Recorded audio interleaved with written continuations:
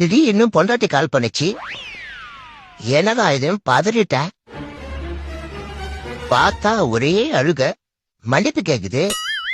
இனிமே லைஃப் ஃபுல்லா உங்ககிட்ட சண்டை போட மாட்டேன்னு புலம்பலே. இனிமே நீங்க என்ன சொன்னாலும் கேட்பேன்னு உருகலு. நானும் ஒரு மாதிரி ஃபீல் ஆகிட்டேன். ஆனா யாரோட பொண்டாட்டின்னு தான் தெரியல. அப்போ உன் பொண்டாட்டி இல்லையடா? ஏன் பொண்டாட்டியா? அவளுக்கு தமிழ்ல பிடிக்காத ஒரே வார்த்தை மன்னிப்பு.